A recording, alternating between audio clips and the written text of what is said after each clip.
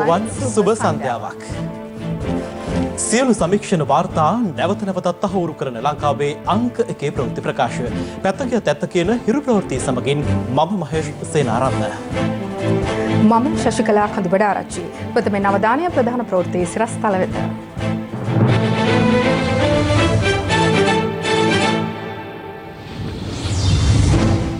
මීගමුව බන්ධනාගර අධිකාරී සහ ජේලවරුන් තිදෙනෙකු අත්අඩංගුවට ගන්නයි වරෙන්තු. ETI තැන්පතු මුදල් අධ්‍යක්ෂ මණ්ඩලයේ පුද්ගලික පරිහරණයට ගත් හැටි හෙළිවෙයි. තැන්පත්කරුවන්ට රුපියල් ලක්ෂ 6ක් දක්වා වන්දි. විනාශ කළ රාජසභා ගොඩනැගිල්ල ගැන පංචපුද්ගල කමිටු වාර්තාව අගමැතිට වගකිව යුත්තන්ට නීතිය ක්‍රියාත්මක කරන්නයි කියයි. නාකොටික් මධ්‍යාවාරමට සම්බන්ධ ටයිල් චමින්දගේ ගිණුමේ කෝටි 37ක්. ජාවාරමට සහාය දුන් STF දෙදෙනෙක් ගැන පරීක්ෂණ. නිරෝධායන මධ්‍යස්ථානවලට වෙනම ඡන්දයක්. නිරෝධායන මධ්‍යස්ථානවල 31 වෙනිදා අපි ඡන්ද විමසීම පවත්වනවා. මේගමුව බන්ධනාගාරයේ හිටපු අධිකාරී අනුරුද්ධ සම්පායෝ සහ තවත් ජේලවරුන් තිදෙනෙකු අත්අඩංගුවට ගන්නා ලෙස මේගමුව මහේස්ත්‍රාත් අධිකරණය අද වරෙන්තු නිකුත් කළා. ඒ අදාළ නිලධාරීන් අත්අඩංගුවට ගැනීමට අධිකරණයෙන් වරෙන්තු ලබා ගන්නා ලෙස නීතිපතිවරයා අද පෙරළුවේ අපරාධ පරීක්ෂණ දෙපාර්තමේන්තුවට උපදෙස් ලබා දීමෙන් අනතුරුවයි. දවසේ පුවත මීගමුව බන්ධනාගාරයේ රැඳවියෙකුට ශීතකරණයක් ඇතුළු පහසුකම් ලබා දීමේ චෝදනා එල්ලවීමත් සමග එම බන්ධනාගාරයේ අධිකාරී අනුරුද්ධ සම්පායෝ වැඩතහනමට ලක් වුණා. ඒ සම්බන්ධයෙන් සිදු කෙරෙන විමර්ශනවලට අදාළව වැඩතහනමට ලක්ව සිටින මීගමුව බන්ධනාගාරයේ හිටපු අධිකාරී අනුරුද්ධ සම්පායෝ ඇතුළු නිලධාරීන් සිව්දෙනෙකු වරෙන්තු ලබාගෙන අත්අඩංගුවට ගන්නා ලෙස නීතිපතිවරයා අපරාධ පරීක්ෂණ දෙපාර්තමේන්තුවට උපදෙස් ලබා දී තිබුණේ අද පෙරවරුවේයි.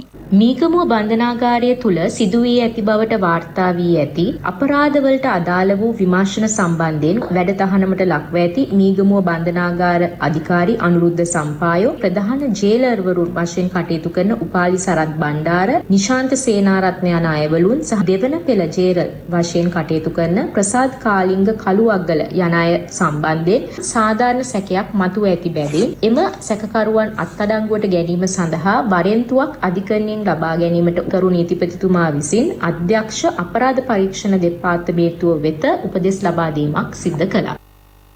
කෙසේ වෙතත් තමන් අත්අඩංගුවට ගැනීම වළක්වාලමින් අතුරු නියෝගයක් නිකුත් කරන ලෙස ඉල්ලා මේගමුව බන්ධනාගාරයේ හිටපු අධිකාරී අනුරුද්ධ සම්පායෝ අද අභ්‍යර්ථනාධිකරණය හමුවේ රිට් පෙත්සමක් ගොනු කළා. පෙත්සම්කරු වෙනුවෙන් පෙනී සිටි ජනාධිපති නීතිඥ උපුල් ජයසූරිය මහතා අධිකරණයෙන් ඉල්ලා සිටියේ මෙම සිද්ධියට අදාළව කිසියම් හදිසි තත්වයක් උද්ගත වූහොත් ඒ බව නීතිපතිවරයා වෙත දැනුම් දී මෝසමක් මාර්ගයෙන් පෙත්සම සලකා බැලීම සඳහා දිනයක් ලබා ගැනීමට අපේක්ෂා කරන බවයි. ඒ අනුව එම ඉල්ලීමට අවසර හිමි වුණා. මේ අතර මීගමුව බන්ධනාගාරයේ තාප්පියට ඉහිලින් කිසියම් පුද්ගලයෙකු පාර්සලයක් විසිකර ඇති අතර එහි තිබී ජංගම දුරකථන 4ක් ඒ සඳහා භාවිත කරන චාර්ජර් සහ ගංජා හා හෙරොයින් මත්ද්‍රව්‍ය තිබී ඇති අතර සිද්ධිය සම්බන්ධයෙන් විමර්ශනයක් ක්‍රියාත්මකයි. මේ අතර බන්ධනාගාරගත මත්ද්‍රව්‍ය ජාවාරම්කරුවන්ගේ තර්ජනය එල්ල වී ඇති බන්ධනාගාර දෙපාර්තමේන්තුවේ ජ්‍යෙෂ්ඨ නිලධාරීන් සඳහා විශේෂ ආරක්ෂාවක් සැපයීමටද පියවරගෙන තිබෙනවා. කළුතරදී බන්ධනාගාර බස් රථයකට එල්ලූ ප්‍රහාරය වැනි ප්‍රහාරයක් සඳහා සැලසුමක් පවතුනේද යන්න පිළිබඳවත් බන්ධනාගාරගත අපරාධකරුවන්ගෙන් එල්ලවන තර්ජන සම්බන්ධව විමර්ශනය කරන කණ්ඩායම්වල අවධානය යොමු තිබෙනවා. ඒ පසුගිය දින කිහිපයේදී දිවිනේ විවිධ ප්‍රදේශවලදී විශේෂකාර බලකායේ අත්අඩංගුවටපත් සංවිධානාත්මක අපරාධකාරී සමාජිකයින් රැසක් ඔවුන් සතුව තිබී ගිනි අවිවලට අමතරව යුද හමුදා නිල ඇඳුම් වලට සමාන ඇඳුම් කට්ටල කිහිපයක්ද සොයා ගැනීමත් සමගයි.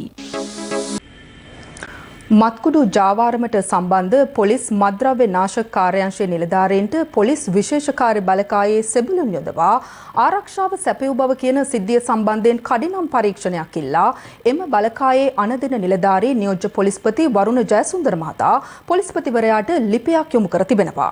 ඒ සැකකාර පොලිස් මත්ද්‍රව්‍ය නාශක කාර්යාංශ නිලධාරීන්ට පොලිස් විශේෂකාර්ය බලකායේ සෙබළුන් යොදවා ගිනි අවි සහිතව ආරක්ෂාව සපයා ඇති බවට කරුණු හෙළි වී ඇතැයි නියෝජ්‍ය සොලිසිටර් ජෙනරාල් දිලීප පීරිස් මහතා ඊයේ අධිකරණය හමුවේ කළ අනාවරණය සැලකිල්ලට ගනිමින් පොලිස් මද්‍රව්‍ය නාශක කාර්යාංශයේ නිලධාරීන් සම්බන්ධ වී සිදු කළ බවට සැක කරන මත්කොඩු ජාවාරමට අදාළ නඩුව ඊයේ කොළඹ ප්‍රධාන මහේස්ත්‍රාත් අධිකරණය හමුවේ කැඳ වූ අවස්ථාවේදී නියෝජ්‍ය සොලිසිටර් ජෙනරාල් දිලීප පීරිස් මහතා තවත් කරුණු රැසක් අනාවරණය කළා. දිලීප පීරිස් මහතා එහිදී හෙළි කළේ දැනට රක්ෂිත බන්ධනාගාර ගත කර සිටින මද්‍රව්‍ය නාශක කාර්යාංශයේ නිලධාරීන්ට මූල්‍යමය ප්‍රතිපාදන හේතුවෙන් පොලිස් විශේෂකාර බලකායේ සෙබළුන් යොදවා ගිනි අවි සහිතව ආරක්ෂාව සපයා ඇති බවයි. මෙම සිද්ධියට අදාළව පොලිස් විශේෂකාර බලකායේ පොලිස් පරීක්ෂකවරයෙකු සහ උප පොලිස් පරීක්ෂකවරයෙකු සම්බන්ධයෙන් මේ වන විට විමර්ශන ආරම්භ කර තිබෙනවා. මෙම කරුණ සැලකිලිට ගනිමින් පොලිස් විශේෂකාර බලකායේ අනධිර නිලධාරීවරයා විසින් වැඩබලන පොලිස්පතිවරයාට අද ලිපියක් යොමු කළා. එහි සඳහන් කර ඇත්තේ අධිකරණයේදී හෙළ වූ කරුණු පිළිබඳව කඩිනම් පරීක්ෂණයක් ආරම්භ කරන ලෙසයි. ඊට අමතරව අදාළ චෝදනා සම්බන්ධයෙන් විශේෂකාර බලකාය අභ්‍යන්තර පරීක්ෂණයක්ද වහාම ක්‍රියාත්මක වන පරිදි ආරම්භ කර තිබෙනවා. මීට අමතරව ඊයේ දිනේ අධිකරණය හමුවේ කරුණු දැක්වූ රජයේ නියෝජ්‍ය සොලිසිටර් ජෙනරාල්වරයා සඳහන් කළේ සැකකාර නිලධාරීන් මද්‍රව්‍ය ජාවාරම්කරුවන් හා සම්බන්ධ වීමට සැටලයිට් දුරකථන උපයෝගී කරගෙන ඇති බවයි. සිංගප්පූරුවේ සහ ඩුබයි රාජ්‍යයේ සිට මද්‍රව්‍ය ජාවාරම්කරුවන් විසින් එම දුරකථන බිල්පත් ගෙවා ඇති බවත් මේ වන විට වාර්තා වනවා. මේ අතර පොලිස් මද්‍රව්‍ය නාශක කාර්යාංශ නිලධාරීන් සම්බන්ධ විමර්ශන කෙරෙහි අවධානය යොමු වීමට හේතු වූ පසුගිය ජුනි මාස මුලදී මිනුවන්ගොඩදී අත්අඩංගුවටගත් ටයිල් චමින්ද නමින් ප්‍රචලිත චමින්ද දයා ප්‍රියංක මල්ලවරාජි නම් සැකකරු සම්බන්ධයෙන් අපරාධ පරීක්ෂණ දෙපාර්තමේන්තුව අද මිනුවන්ගොඩ මහේස්ත්‍රාත් අධිකරණයට කරුණු දැක්වීම සිදු කළා. එහිදී නිලධාරීන් අධිකරණය හමුවේ සඳහන් කළේ ටයිල් චමින්දගේ බැංකු ගිණුමට රුපියල් කෝටි 37කට අධික මුදලක් බැරවී ඇති බවයි. 2018 වසරේ ජුනි 20 වැනිදා දියුලපිටිය ප්‍රදේශයේ බැංකු ශාඛාවක ගිණුම විවෘත කර ඇති බවත් එදින සිට 2020 වසරේ ජූලි 15 වැනිදා දක්වා එම ගිණුමට රුපියල් කෝටි 37ක් බැරවී ඇති බවයි අපරාධ පරීක්ෂණ දෙපාර්තමේන්තුවේ නිලධාරීන් වැඩිදුරටත් අධිකරණයේ හමුවේ සඳහන් කළේ. මේ අතර ඇල්පිටිය ගණේකොඩ ප්‍රදේශයේදී පොලිස් විශේෂකාර බලකායේ සංවිධානාත්මක අපරාධ මර්දන ඒකකයේ නිලධාරීන් විසින් ගිනි අවි සමග සංවිධානාත්මක අපරාධ කල්ලි සමාජික සුදු අමිල නැමැත්තා අත්අඩංගුවට ගෙන තිබෙනවා. ඔහු අටේ කල්ලිය නමින් ප්‍රදේශයේ ප්‍රචලිතව ඇති කල්ලියක සමාජිකයෙක්. අත්අඩංගුවටගත් අවස්ථාවේ සැකකරු සතු තිබී බෝර 12 වර්ගයේ ගිනි අවියක්, එම උණ්ඩ 6ක්, ගල්කටස් වර්ගයේ ගිනි අවියක්, අත් බෝම්බයක්, T56 උණ්ඩ 23ක්, T56 මැගසීනයක් හා කඩු 3ක් සොයාගෙන තිබෙනවා. ඊට අමතරව යුද හමුදා නිලැඳුමක් සහ යුද හමුදා නිලැඳුම් කමිස 3ක්ද සැකකරු සන්තකයේ තිබී පොලිස් බාරටගත් බව පොලිස් මාධ්‍ය කොට්ටාසය සඳහන් කළා. කුරුණෑගල යුගයට අයත් බෝනක බහු රජුගේ රාජසභා මණ්ඩපය ආශ්‍රිත භූමිය ඩෝසර් කර විනාශ කිරීම පිළිබඳ සොයා බැලීමට පත් කළ පංච පුද්ගල කමිටුවේ අන්තර්කාලීන වාර්තාව අග්‍රාමාත්‍ය මහින්ද රාජපක්ෂ මහතාට බහර දී තිබෙනවා. මේ අතර අදාළ සිද්ධිය සම්බන්ධයෙන් විමර්ශනය කරන ආකාරය පිළිබඳ නීතිපතිවරයා විසින් වැඩබලන පොලිස්පතිවරයාට උපදෙස් මාලාවක් නිකුත් කර තිබෙනවා. කුරුණෑගල බුවනික හෝටලේ පිහිටි ගොඩනැගිල්ල කඩා බිඳ දැමීම පිළිබඳ සොයා බැලීමට අග්‍රාමාත්‍ය මහින්ද රාජපක්ෂ මහතා විසින් පංච පුද්ගල කමිටුවක් පත් කරනු ලැබුවේ පසුගිය 17 වනදායි. අද එම කමිටුවේ අන්තර්කාලීන වාර්තාවක් අග්‍රාමාත්‍ය මහින්ද රාජපක්ෂ මහතා වෙත බහර දුන්නා. අදාළ වාර්තාවට කරුණු 5කින් සමන්විත යෝජනාවලියක් ඇතුළත්. එහි දැක්වෙන්නේ ගොඩනැගිල්ලේ ඉදිරිපස කොටසේ පියන් සහ ජනෙල් වලට පමණක් හානි සිදු ඇති බැවින් එම කොටස් සංරක්ෂණය කළ හැකි. මුළුමනින්ම විනාශ වූ පිටුපස කොටසද යථාවත් කළ හැකි. ඒ අනුව ගොඩනැගිල්ල කඩිනමින් සංරක්ෂණය කළ යුතුයි. ගොඩනැගිල්ල පුරාවිද්‍යා දෙපාර්තමේන්තුව වෙත පවරා ගත යුතුයි. මෙම ස්ථානය පුළුල් කිරීමේ සැලැස්ම සංශෝධනය කරන ලෙස මාර්ග සංවර්ධන අධිකාරියට යෝජනා කළ යුතුයි. විනාශයට වගකිව යුත්තන්ට නීතිමය පියවර ගැනීමත් මෙම යෝජනාවලියට ඇතුළත්. විනාශයට වගකිව යුතු ආයතන හෝ පුද්ගලින් මගින් සංරක්ෂණය සඳහා අවශ්‍ය ප්‍රතිපාදන ලබා ගැනීමත් එම වාර්තාවේ යෝජනාවලියක්. මේ අතර අදාළ පුරාවිද්‍යා ගොඩනැගිල්ල විනාශ කිරීමට සම්බන්ධ අයට එරෙහිව නීතිය ක්‍රියාත්මක කළ යුතු ආකාරය ඇතුළත් උපදෙස් මාලාවක් නීතිපතිවරයා විසින් වැඩබලන පොලිස්පතිවරයා වෙත ලබා දී තිබෙනවා. සමගී ජනබලවේගයේ පක්ෂයේ සමාජිකයන් පිරිසක් අද ලිප්ටන් වටරවුමේදී විරෝධතාවක නිරත වුණේද මේ සම්බන්ධයෙන්ුයි. අපි ඉල්ලන්නේ පොලිසියෙන්, අපි ඉල්ලන්නේ ජනාධිපතිගෙන් මේ නිදන් මස්සු හොරගම් කරපු කට්ටිය අත්අඩංගුවට ගන්න.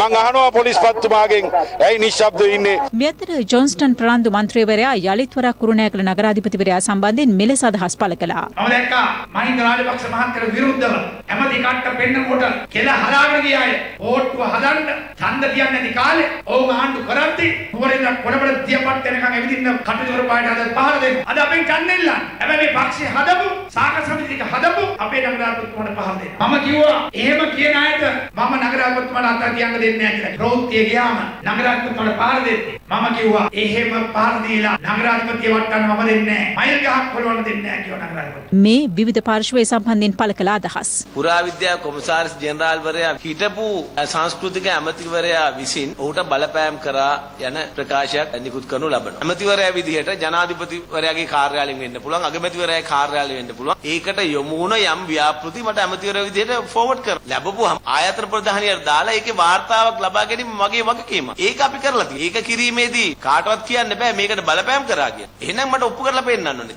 මැතිවරණයට ඉස්සෙල්ලා හඬපට ඔප්පු කරලා පෙන්නන්න ඕනේ. අන්න එතකොට අපි පිළිගන්න පුළුවන්. මමත් දැන් තීරණය කරලා තියෙනවා මේ අධ්‍යක්ෂ ජෙනරාල්වරයාට එරෙහිව නඩු දාන්න. පුරාවිද්‍යා අධ්‍යක්ෂ ජනරාල්තුමා අපිට කියනවා කුරුණෑගල දෙවන බෝලකබාව රජුරුවන්ගේ රාජසභා මණ්ඩපය හමුදාව යොදවලා හදනවලු. විනාශ කරපු රාජසභා මණ්ඩපය හමුදාව යොදවලා හැදුවාම ඒ වරද නිවැරදි වෙනවා. ඒ වරද තමන් කළා කියලා ප්‍රසිද්ධිය පිළිගන්න තත්වයක් තුන. ඒ නගරාධිපතිව අත්අඩංගුවට ගන්න බැරි ඇයි? ඔය කොමසාරිස් තනතුර දෙන්න ඕනේ ගිහිල්ලා පොඩි ළමයෙකුට. මේ කුරුණෑගල නගරාධිපති අමුතු ලෝකෙන් ආපු කෙනෙක්. මේ යන විදිහට මේ රටේ පෞරාණික ස්ථානවලට පුරාවිද්‍යා ස්මාරකවලට ඒ වගේම මේ රටේ නීතියට බඩුම තමයි. නගරාධිපතිතුමාට මඩ ගහන්න මට උමනාවක් නැහැ. වරද්ද කවුරු කරත් වරද්ද තමයි. රාජ්‍ය මණ්ඩපයක් විදිහට පාවිච්චි කරපු එකක් ඩෝසර් කරනවා කියන්නේ ඒක වරද්දක්. ඒක පුරාවිද්‍යා පනත යටතට ගැනෙන කොට නැගිල්ල. පෞරාණික වස්තුන් විනාශ කරපු කවුරු හරි කවුද කියලා මට අදාළ නැහැ. එයාට විරුද්ධව නීතිය ක්‍රියාත්මක කරන්න. යම් කිසි අපේ පාර්ශවයේ කෙනෙක් වරදක් කරලා තියෙනවා නම් යාගේ මයිලකටවත් අත තියන්න දෙන්නේ නැහැ කිය ප්‍රකාශ කරන්න නෙවෙයි ගෝඨාභය රාජපක්ෂ ජනාධිපතිතුමාට මේ රටේ ජනතාව ලක්ෂ 69ක් ඡන්ද දුන්නේ. ඒ උද්දච්ච මෝඩ දේශපාලනය අතීතයට අයිති එකක්. ඒක වර්තමානයේටවත් අනාගතයටවත් අයිති නැහැ. ඒ පම්පූරි ගහන දේශපාලනයේ වළංගු නැහැ. ඒක අපි තේරුම් ගන්න ඕනේ.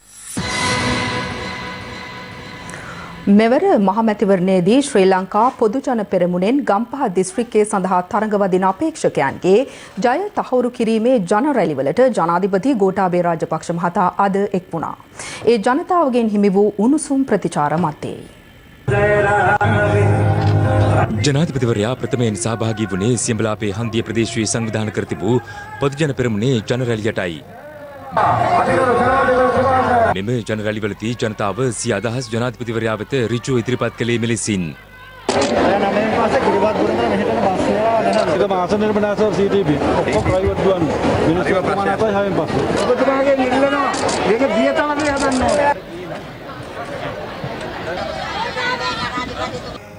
ජනාධිපතිවරයා ඉන් අනතුරුව මහර දළුපිටිය පාරේ උපතැපැල් කාර්යාලය අසල සංවිධානය කර තිබූ ජන රැලියට එක් වූයේද ඉහළ ජනතා ප්‍රතිචාර මැදයි.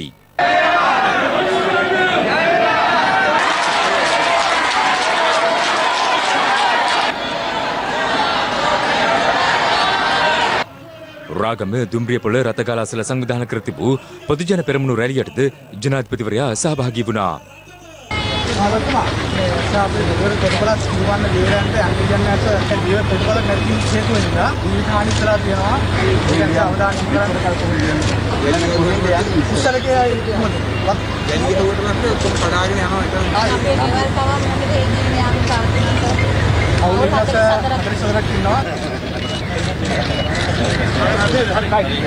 මේ අතර රිකිල්ලගස්කඩ පොරමඩුල්ල ජාතික පාසල් ක්‍රීඩාංගණය සංවර්ධනය කර පාසලේ සිට ක්‍රීඩාංගණයට පැමිණීම සඳහා ගුවන් පාලමක් ඉදිකර දෙන ලෙසට සිසුන් ඊයේ ජනාධිපතිවරයාගෙන් ඉල්ලීමක් කළා. එම අවස්ථාවේදීම ජනාධිපති ගෝඨාභය රාජපක්ෂ මහතා යුද හමුදාපතිවරයාට ලබා දුන් උපදෙස් අනුව අද පෙරවරුව වන විට එම ක්‍රීඩාංගණයේ සංවර්ධන කටයුතු යුද හමුදාවේ මැදිහත් වීමෙන් ආරම්භ කෙරුණේ මෙලෙසයි.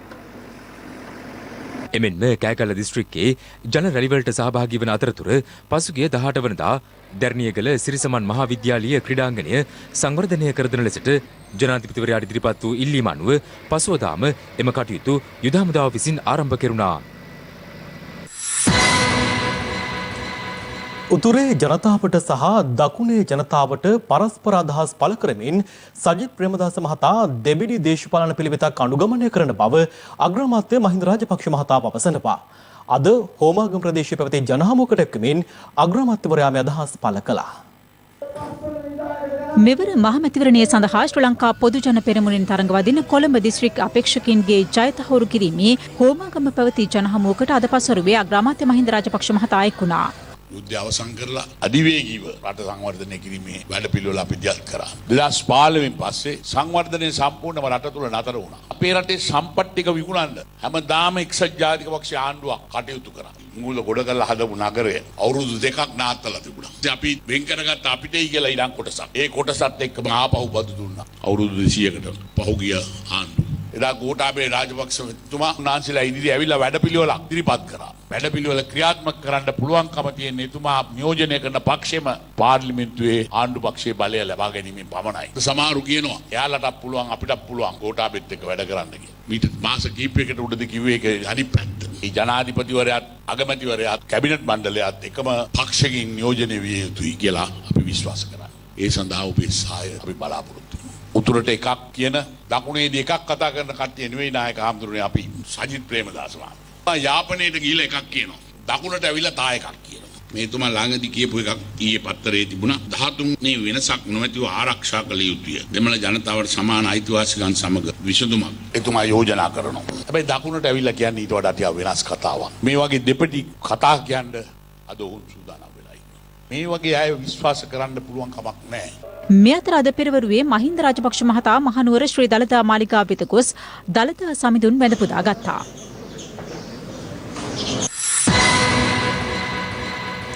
ආර්ථිකය දියුණු කරමින් රට ගොඩනැගීමට හැකි දක්ෂ කණ්ඩායමක් තම කණ්ඩායමේ සිටින බව සමගී ජනබලවේගයේ නායක සජිත් ප්‍රේමදාස මහතා පවසනවා. ඔහු මේ බව සඳහන් කළේ හපුතලේ පැවති ජන හමුවකට එක්වෙමින්. මෙවර මහමැතිවරණය සඳහා බදුල්ල දිස්ත්‍රික්කයෙන් තරඟවදින සමගි ජනබලවේගයේ අපේක්ෂකයන්ගේ ජය තහවුරු කිරීමේ රැලියක් හපුතලේ නගර සභා ශ්‍රවණාගාරයේදී පැවැත්වුණේ එහි නායක සජිත් ප්‍රේමදාස මහතාගේ ප්‍රධානත්වයෙන්.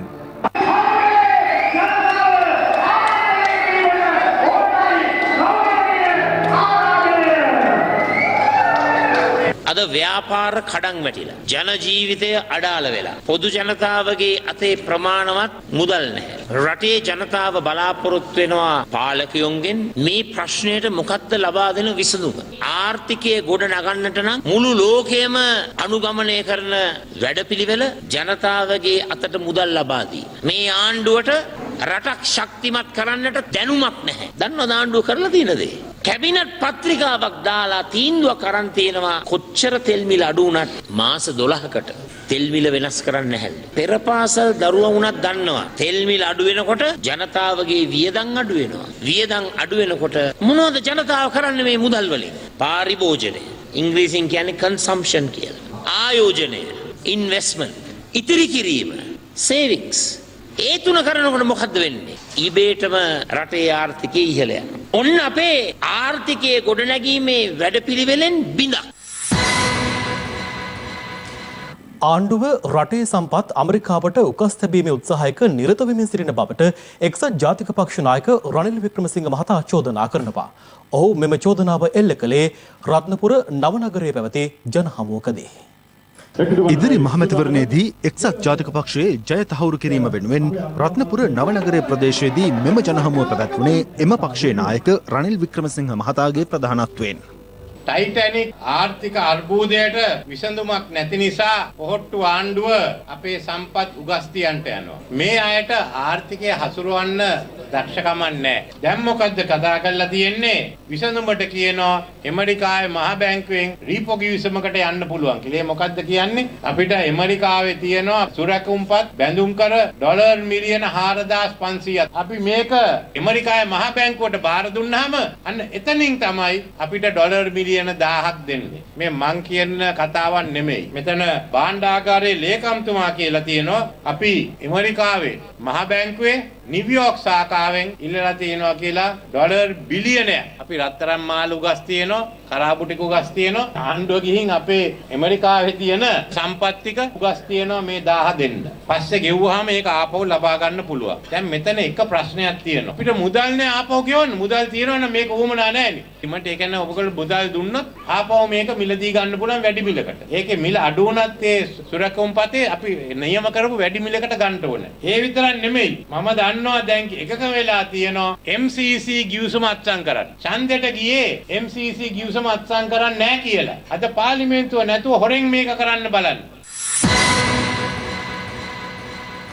මුස්ලිම් ජනතාවගේ ගැටලුවලට හකීම්ට හෝ රිෂාඩ් බදූදීන්ට විසඳුම් ලබා දිය නොහැකි බවත් රට දියුණු කළ හැක්කේ සිංහල බෞද්ධ මහජනතාවගේ ආශිර්වාදය ඇති බලවේගයකට පමණක් බව ජනාධිපති නීතිඥ අලි සබ්රි මහතා පවසනවා. ගාල්ලේ පැවති ජන හමුවකට එක්වෙමින් ඔහු මේ බව සඳහන් කළා. භයානක මිනිමරු LTT ත්‍රස්තවාදය පරදලා ප්‍රභාකරන්ලව තුරන් කරලා මෙරටේ මුස්ලිම් මිනිසුන්ට නැවත තමන්ගේ ගම්බිම්වලට යන්න අවස්ථාව සලසලා දුන්නේ ගෝඨාභය රාජපක්ෂ මහත්තයා සහ අයිත්ල රාජපක්ෂ ජනාධිපතිතුමයි කියන එක අපි මතක තියාගන්නට ඕන. හැබැයි ඡන්දෙට එනකොට අපි මොනවද කරන්නේ? මුස්ලිම් මිනිහට නැවත තමන්ගේ ගම්බිම්වලට යන්න අවස්ථාව සලසලා දුන්නු ගෝඨාභය මහත්තයාට දෙනවා 110ක්.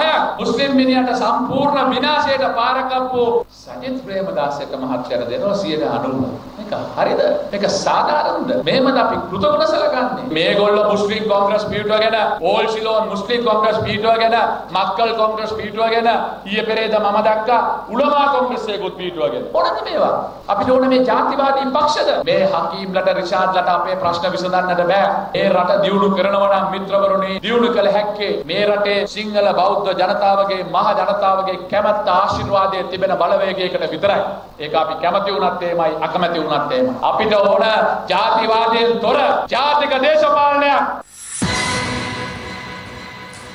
උණුසුම්වන දේශපාලන වේදිකාවේ පක්ෂ විපක්ෂ දේශපාලනඥයින් පළ කළ අදහස් කිහිපයක් දැන්.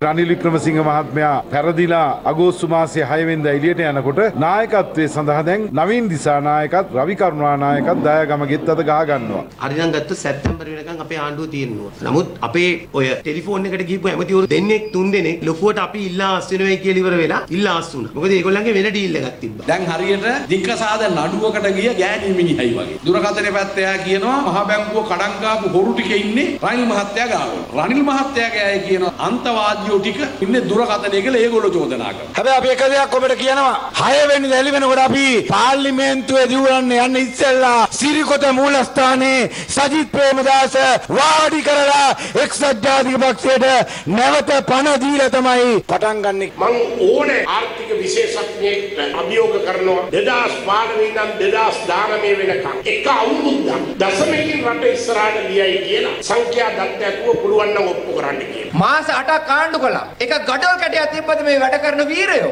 ලුණු කැටේ පවා මිල වැඩි කළා. ප්ලේන්ටි of බිවුණා රුපියල් 25යි. ලෝක බැංකු වාර්තාවක කියවෙනවා ආර්ථික වර්ධනය මේ අවුරුද්ද අවසානයේ රිණ වෙනවා. ගෝඨාභය රාජපක්ෂ මැතිතුමාගේ සෞභාග්‍ය දැක්මේ එතුමා ප්‍රතිඥාවක් දුන්නේ ආර්ථිකමය වශයෙන් මේ රට පියවරක් ඉහළට ඔසවන්. ඒ ප්‍රතිඥාව දීලා ඒකට සූදානම්ෙන් ඉන්නකොට තමයි මේ වසංගත තත්වයකට මුහුණ දෙන්න පුළුවන් වුනේ. ඡන්දයක් අභිමුව තියාගෙන පාලනය හැසිරෙන්නේ මෙසේනම් ඡන්දෙන් පස්සේ කවර දිශාවකට ගමන් කරයිද කියන සංඥාව අපි ඉදිරිපිට තබා තිබෙනවා. මිරිස් කුඩු කියන පිහි කියන කතානායකට වතුර දාන බයිබලෙ වෙනකාට පාරලා දෙන්න පාර්ලිමේන්තුවකට. මිරිස් කුඩු ගහපු එක සියල්ල පෙන්නනවා. ගැව්වේ ඇයි කියන එක කවුරුත් කියන්නේ නැහැ. සමහරක් අය මහින්ද මහත්තයව රකින්න පුටු වලින් ගැව්වා, පොත් වලින් ගැව්වා, වතුර බෝතල් වලින් ගැව්වා. හරියන්නේ නැහැ. මම ගැව්වා මිරිස් කුඩු වලින්. කරුවට මිරිස් කුඩු ටික වැඩනවා විතරයි. කරුණ ඇකිල්ල යන්න ගියා. දැන් ඕනේ විහිළු සපේන පාර්ලිමේන්තුවක් නෙවෙයි. වගකීමෙන් හැසිරෙන පාර්ලිමේන්තුවක්. අන්න ඒක හදන්න තමයි පස්වෙනිදාට තමුන්නාසල ඡන්දපොළට යන්නේ. බල සම්පන්න ආණ්ඩුවක් හදන්න අපි සූදානම් කියන පණිවිඩයයි පොහොට්ටුවට ගහන හැම ඡන්දකින්ම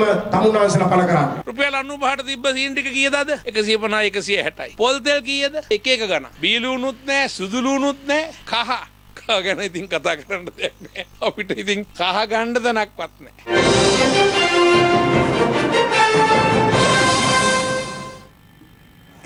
නිරෝධායන මධ්‍යස්ථානවල නිරෝධායනය වෙමින් සිටින ඡන්දදායකින් සඳහා ඡන්දය ප්‍රකාශ කිරීමට ලබන 31 වෙනිදා අවස්ථාව ලබා දෙන බව මැතිවරණ කොමිසමේ සභාපති මහින්ද දේශප්‍රිය මහතා පවසනවා.